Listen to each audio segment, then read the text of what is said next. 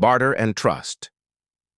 The story of money begins not with coins or banks, but with something far simpler, and yet far more profound: trust. Long before the clinking of silver or the printing of notes, humans lived in a world where survival depended on cooperation. In the earliest days, a hunter might bring down a deer, and a gatherer might collect a bounty of berries or grains. To survive, these early humans had to share, exchange, and cooperate. A gift of meat in the winter could save a family. A favor returned in the spring built alliances that kept entire tribes alive. This was the first form of finance, though no one called it that. It was a system based entirely on mutual trust and reputation. If a hunter failed to honor a promise, word would spread, alliances would falter, and survival itself was at risk. In this sense, trust was not abstract. It was, literally, life and death. The mechanics of barter. As humans settled into villages and started cultivating crops, they began to see the limitations of pure gift economies. They wanted to trade things they had in abundance for things they lacked. Thus, barter was born. Barter, at its core, is simple. You give me what I want, and I give you what you want. But even this simple system carried complications. For barter to work, there must be a coincidence of wants. The shepherd must find the farmer who needs wool and has grain to spare. If no such alignment exists, the exchange fails. Across the ancient world, barter systems took root in diverse ways. In Mesopotamia, farmers exchanged grain for livestock, clay tools for textiles, or oil for pottery. The Sumerians, whose cities thrived along the Tigris and Euphrates, became adept traders and accountants. Clay tablets from as early as 3000 BCE reveal detailed records of exchanges, quantities, and debts. Even at this early stage, record-keeping measure emerged as a solution to the problem of trust. Instead of relying solely on memory, humans began to inscribe promises in stone. In Africa, salt was highly prized, not only for flavoring but for preserving food. Caravans crossed vast deserts to trade salt for gold, cola nuts, and cattle. In North America, indigenous peoples traded furs, maize, and tools across extensive networks long before European contact. Even though the goods differed, the principle was the same. Value must be mutually recognized and trust maintained. The rise of commodity money barter was effective, but as civilizations grew, it became clear that something more universal was needed. Humans began to adopt commodity money, objects that were widely accepted, portable, and durable. In Africa and Asia, cowrie shells became a form of currency. These small, shiny shells were durable, hard to counterfeit, and easy to carry. Their scarcity in certain regions added to their value.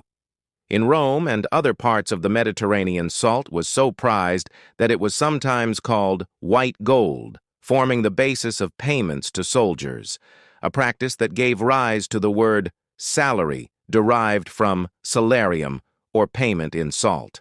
Livestock, too, served as a form of wealth in many societies. Cows, camels, and goats were both currency and a measure of status.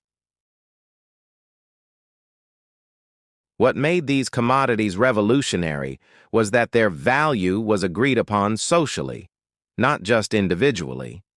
Money became not just a medium of exchange, but a shared understanding. A contract written into the culture itself.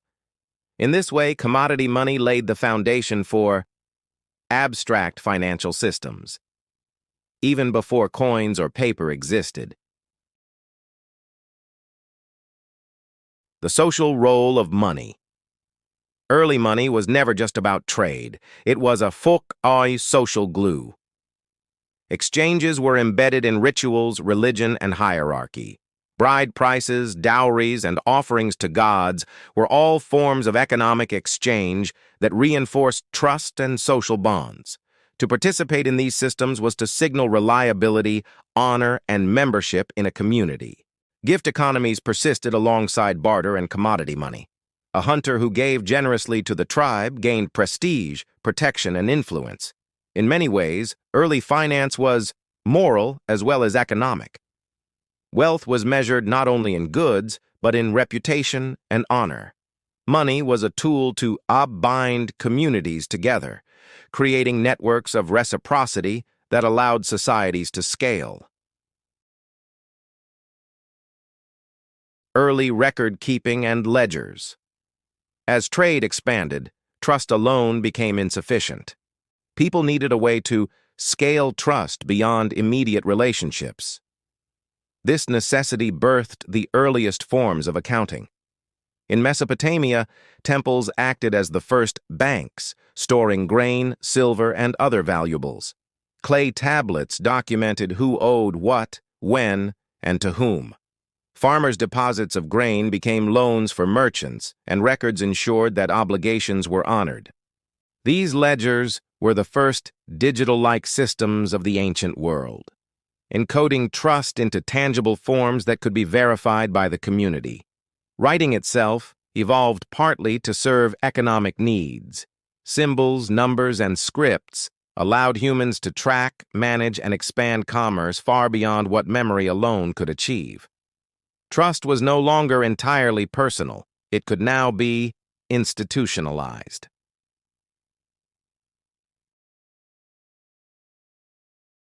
The seeds of finance. From barter to commodity money, from gifts to ledgers, early financial systems solved one core problem: how to scale trust. Without trust, trade fails. Without trade, civilizations stall. Caravan networks spanning Africa, the Silk Road connecting East and West, and early Mediterranean ports all relied on sophisticated mechanisms for ensuring trust. Letters of credit, merchant agreements, and tally sticks were the precursors of modern contracts. Money was no longer just value, it was a language of human cooperation. Even more, these early systems taught a critical lesson. Money is a reflection of shared belief. Cowrie shells, grains, or gold are valuable not because of intrinsic properties, but because humans agree on their worth. This principle, ancient as it is, underpins modern cryptocurrencies. Bitcoin, after all, is valuable because the network agrees it is, just as Mesopotamians agreed on the value of grain. Reflections on barter and trust. When we trace the arc of financial history, we see that all systems, ancient or modern, stem from one enduring principle. Trust enables exchange. From the first barter systems to the earliest temples, from cowrie shells to salt, humans have always sought ways to store, measure, and transfer value securely. Cryptocurrency is the distant descendant of these systems. Just as clay tablets allowed strangers to trust each other across city-states, blockchain allows strangers across continents, and eventually planets, to exchange value without centralized intermediaries. The fundamental problem solved by finance remains unchanged. How do humans trust one another at scale? Barter taught us that trust is human. Commodity money taught us that trust can be abstracted. Ledgers taught us that trust can be institutionalized. And blockchain teaches us that trust can be mathematical, immutable, and global. As the first chapter closes, we stand on the edge of the next evolution, the birth of coinage, where trust becomes tangible, portable, and stamped with the faces of kings. From shells and grain to gold and silver, humans continue the eternal quest to trust and exchange.